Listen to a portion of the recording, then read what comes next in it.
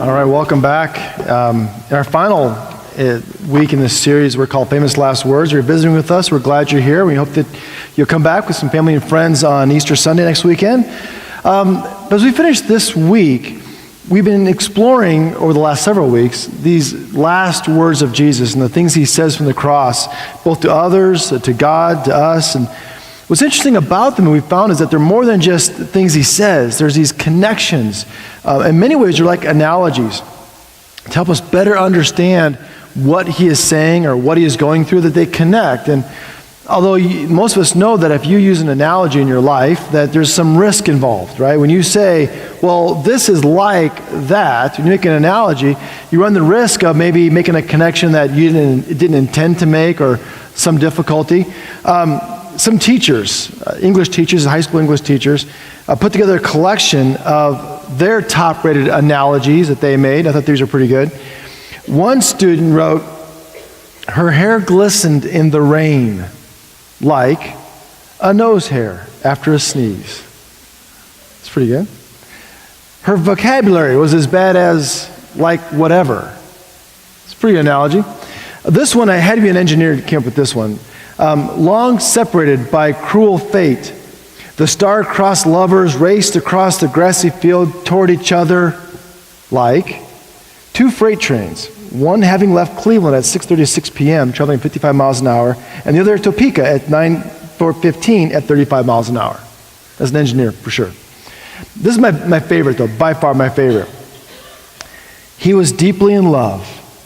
When she spoke, he thought he heard bells, as if she were a garbage truck backing up. Probably not the best thing to put in that Valentine's Day card, huh? Well, this thing, today is called Palm Sunday. If you look at the church calendar in the church year, this is the day that traditionally we remember that Jesus came into Jerusalem for the final time. Right? He comes in riding a donkey from the Mount of Olives into Jerusalem, and there's huge crowds, and they're excited he's there. They're laying down their coats on the ground. They're cheering him like he's a king. They're waving palm branches. And many times in churches on Palm Sunday, we'll give out palm branches, and kids will wave palm branches, or adults will wave palm branches in this kind of like celebration. Anybody here done that when they were a kid or in a church? Wave palm branches? Yeah. The problem is there's an analogy that we create with this story that doesn't really connect. Because the palm branch was not a, hey, let's celebrate Jesus or fan him off on a hot day kind of image.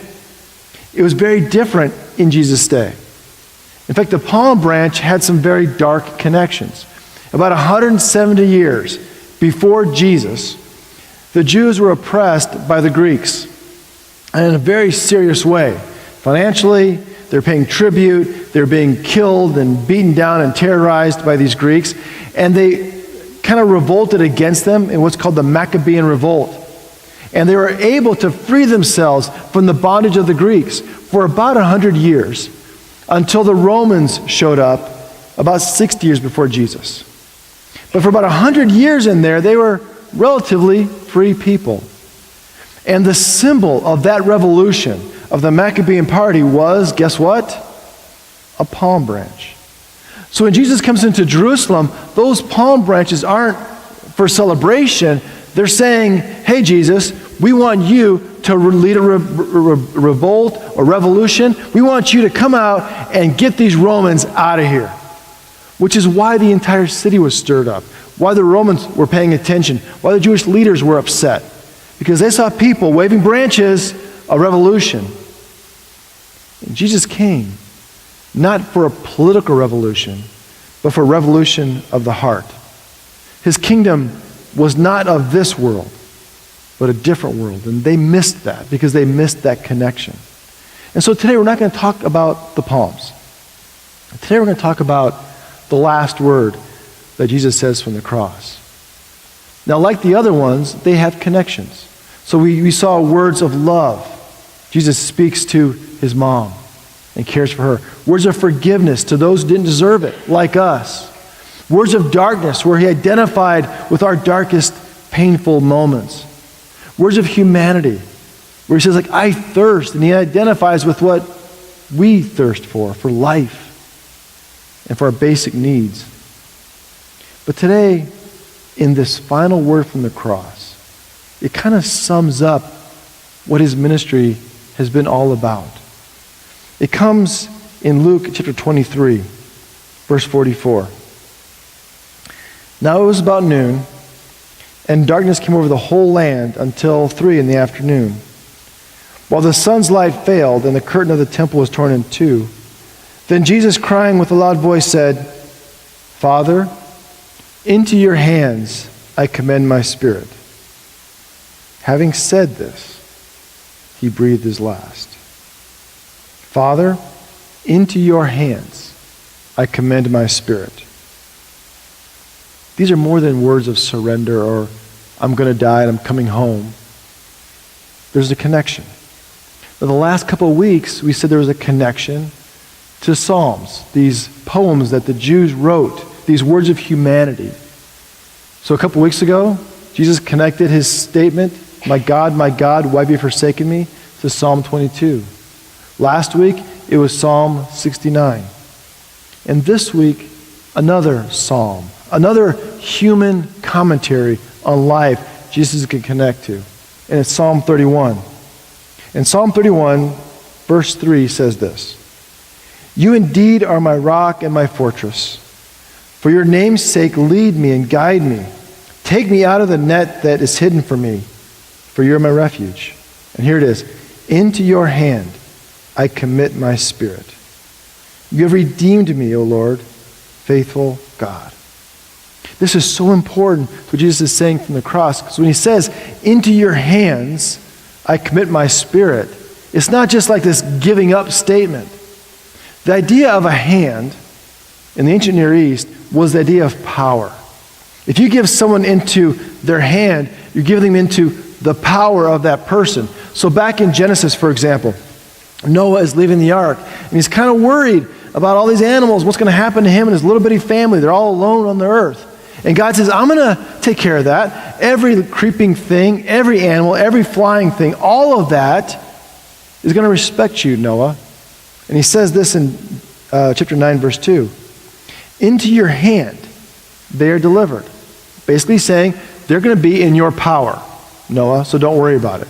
Moses, when he's leaving Egypt with these ragtag slaves, right, they spent all this time making bricks and doing farms, and now they're on their own in the Sinai Peninsula, exposed to other nations, other kings, other armies who want to kill them. And God goes to Moses and says, it's going to be okay. And he says in Numbers 21, do not be afraid of him, talking about a specific king, for I have given him into your hand with all his people and all his land. I've given him into your power, Moses, so don't worry about it. He says the same thing to Joshua and David and Deborah and Gideon. These people are given into your hand, meaning power. So when Jesus is saying, into your hands I commit my spirit, it's something that he lived by. He lived his life that way, giving his life into God's power. And this becomes like a summary of his life and something that he wants for us. Throughout his ministry, he's been saying, look, you got to trust God. You got to put your life in God's hands. Trust your life to God's power. Throughout the Bible, God has been trying to get his people to trust him. So as we sit here today, kind of getting ready for Holy Week and preparing for Easter, but also Good Friday, let me ask you a question, a real personal question. What is your source of power? When things go bad in your life, where do you run? When chaos is reigning, when things seem out of control, where do you go for stability, support, or strength? What is your purpose in life? What's your identity? Those are questions about where you place your spirit, in what power. There's a lot of these power sources around our world. If you think about it, there's a lot of power sources. And look familiar to us. Some power sources look a lot like an office building. They've got cubicles and desks, and people go there and they sacrifice there. They find their identity and their power in that office. They sacrifice their family in that office because there they find power and security and identity. For some people, it looks like this big, huge vault, like a safe. And inside of it is a bunch of money. And there they find their power and their security and their identity. Sometimes it looks like a mall. There's all these little shops, a lot of little sources of how we find our identity. Or maybe a sports field or a gym.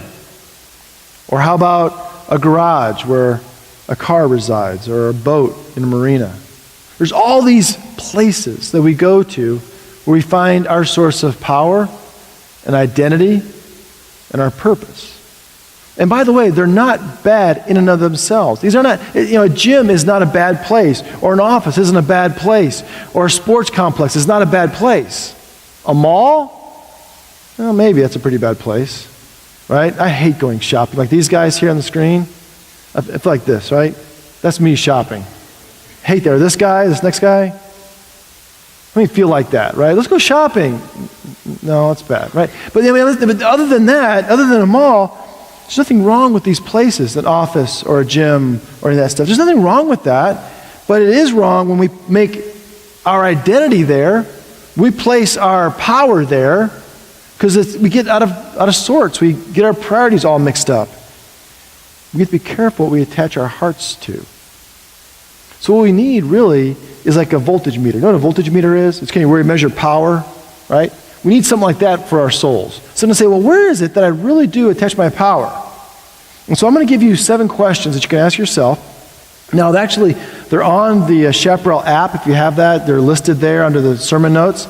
Also, if you want, you can take these to the labyrinth. This week, we're doing the labyrinth, and there's a guided handout to do that, which is, you should do that. But later, come back with these 7 questions, and each of the 7 stations, stop and ask that question to yourself.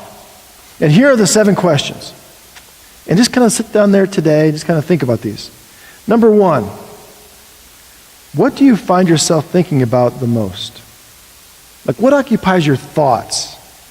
Middle of the night, what comes in your brain? Or when you get up in the morning, the first thing that pops in your head. What is it that you think most about? Number 2, what are you afraid of losing? Of everything else, what do you worry most about losing? What do you worry about? What stresses you out? You ever know that feeling, right? When you think about something like, oh man, you feel that stress is kind of rise up on the back of your neck, you just feel that. What do you worry about? What gives you the greatest sense of importance? What do you feel best about? That's a good one. Now, what do you really feel good about? That really gets you excited. What is that? Where do you look for security? Without this, you wouldn't feel safe. How about this one? What would you like to be most known for? When someone says your name, you want them to think this. It's the stuff you put on your Facebook page, right? The stuff that you post about the most. What do you want to be known for? And the last one, what makes you most happy if you have it, or sad and angry if you lose it? What makes you most happy if you have it, or sad or angry if you lose it? As you think through those questions, even just right now, are you sensing something that has a cluster? There's a common theme that kind of begins to pop up? Well, maybe that's something that you're putting your spirit into. That's a power source that you're kind of leaning on to drive your identity, to drive your purpose, to drive the reason you're here. And so the question we have to ask ourselves, can we honestly say that we put our hands, our spirits in the hands of God? Because if we're a Christ follower, if we claim to be disciples of Jesus, then that's what we're saying. What we're saying is, hey, Jesus, you're number one. We are putting our souls, our spirits in your hands. With our hearts, our minds, our souls, our strength, all of it is there. But the reality is, can we really say that? Because there's an ancient problem we all deal with. It's the same problem we've been talking about. In the ancient world, this was called idolatry. Okay, we don't really bow down to idols today or go to false temples or anything like that, but the concept is the same. The underlying principle is there. Because an idol is anything that you prioritize ahead of God. An idol is anything you prioritize ahead of God. Tim Keller wrote a book called Counterfeit God, and He says in there that one of the central principles or themes in the entire Bible, from beginning to end, is the rejection of idolatry. It's trying to get God's people to put God first, put God as their power source, to trust their lives in God's hands. Idolatry is when you or I take anything that isn't God and put it where God belongs in our life. So the question today is not really, do you or do I have an idol problem? We do. You and I both have an idol problem. We all do. From the beginning of time, we've had idol problems. The problem is, or the question today is rather, what is it? For you, and for me, what are those idols? What are those things that we're prioritizing ahead of God? What powerless power sources do we lean on? And the only real reason or way to identify those often is when we find ourselves in chaos, right? When you get to that point in life where all of a sudden things are falling apart, having a hard time, we start leaning on that power source. We find out that it's not good enough. Right? It's almost like you got a 9-volt battery, and you're living your life off that 9-volt battery, then all of a sudden, someone says, hey, jump a car with it. Can you do that? There's no way you can jump a car with a 9-volt battery, because it's not a big enough power source. We find out that what we have is not enough. We see this in the life of Jesus. Before Jesus really began his ministry, it says in the Bible that he was taken out to be tempted by Satan into the wilderness. He goes out for 40 days and 40 nights. He doesn't eat anything. He fasts 40 days and 40 nights. And he's hungry. He's tired. He's in the desert. And Satan shows up and tempts him with 3 things. It's the third one that kind of gets your attention today. Because in that third temptation, it says that Satan takes Jesus to a high mountain and shows him the entire world and says, look at all the splendor and the wealth and all the nations and all this stuff that you can see, all of it. He says, I will give to you, Jesus, if you just bow down and worship me.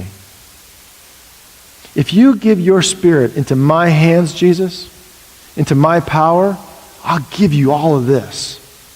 So worship is, where do you put your power? And Jesus responds in Matthew 4, verse 10. He said, away with you, Satan, for it is written, worship the Lord your God and serve only him. Satan, there's only one power source I can trust, and it's not you.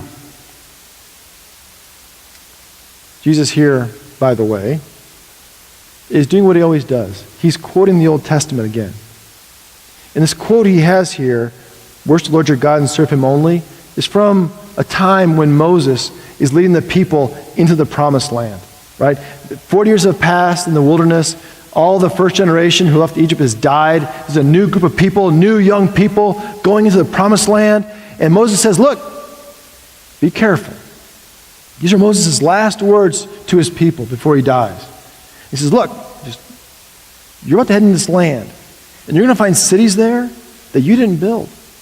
You're going to find wells you didn't dig, full of water. You're going to find trees you didn't plant, full of fruit. Farms, ready to go, with food.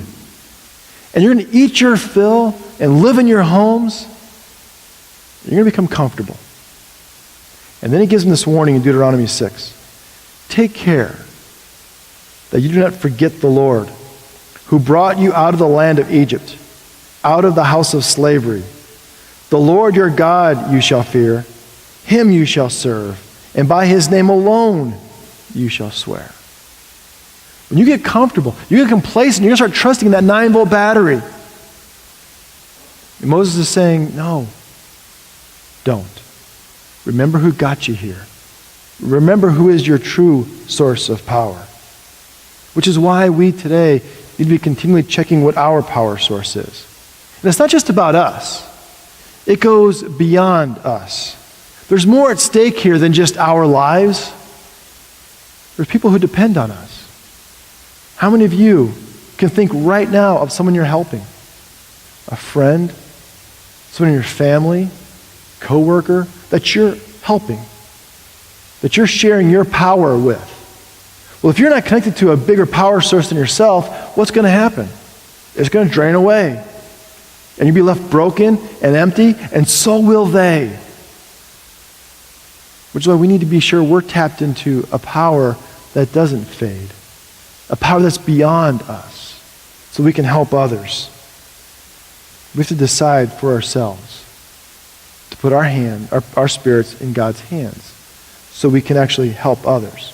Now, that isn't to say that people who have done that, who have said, I'm going to trust God with my spirit, are going to live a rosy life. Be all great and fine. No, they're going to run into obstacles. They run into difficult times. But there's no need to fear because they know who's ultimately in control, who has the power to get over that storm and to quiet those waves. They know that. Or they're going to have great successes. They're going to do great things. But at the same time, they know that those successes aren't just their own. And they'll quickly point back to the God who gave them strength to do those things. They're not afraid to be wrong or weak because they know that their power isn't adequate, but they know whose power is. There was a guy named Paul, one of the apostles, who wrote a letter to a church in Corinth years ago. And in this letter, he tells them, he says, look, I've got this problem. He calls it a thorn in the flesh. We don't know what that means exactly, but some ailment, some illness, maybe something with his eyes, we're not sure, but something was bothering him, and he wants to get rid of it so he can serve God better. And he tells God, if you just get rid of this thorn in my flesh, man, I can really do some great things. And he writes this to this church in Corinth. He says, 3 times I appealed to the Lord about this, that it would leave me. But he said to me, my grace is sufficient for you, for power is made perfect in weakness. So I will boast all the more gladly of my weaknesses, so that the power of Christ may dwell in me. Therefore I am content with weaknesses, insults, hardships, persecutions, and calamities for the sake of Christ. For whenever I am weak, then I am strong. He knows that his weakness isn't the end, that in God's hands, in God's power, is where he finds his strength. And that goes for us as a community too, not just individuals. To be a community that trusts in God's power is one that is free from fear. Free to show the world compassion. And guess what? The world needs a little compassion right now. People aren't afraid to help others. Not afraid to show weakness, but to show what real strength looks like. Our mission statement has 3 parts at Chaparral, and the 3rd part says, we are here to engage the world. We don't do that out of our own power. We don't sit here and wait until we get all the things taken care of, every checklist done, we're all ready to go, got all the resources planned. We need to trust God to help us and to give us the power to accomplish the things that we want to do for our community and for the world. And that means putting Chaparral's spirit in God's hands. We put our spirits in God's hands as well, if God's going to bring hope to the world through us. Back in 1996, there were 7 monks who were murdered in Nigeria. One was named Dom Christian. And these 7 monks were kind of facing persecution and terrorism. And before they were killed, Dom Christian wrote this: if someday, and it may be today, I happen to be a victim of the terrorism which now seems to engulf all the foreigners living in Algeria, I would like my community, my church, my family, to remember that my life was given to God and to this country.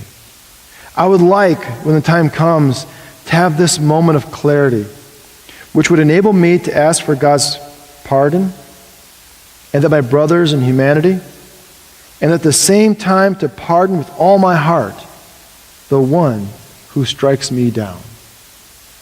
See, these 7 guys could have left. They chose to stay. How can someone write words like this? That I hope that when the person comes to kill me, I have the clarity to forgive them. It's because Dom Christian placed his spirit in the hands of God a long time ago. To be able to say this kind of thing in these circumstances, when the clouds roll in and the pain is too much for us to bear, to say, into your hands I commit my spirit, comes because we've already done that. we've made the decision to say to God, in the little things, in the relationships we have, in the time we have today, Father, into your hands, I commit my spirit today. I trust in your power now. Let's pray together.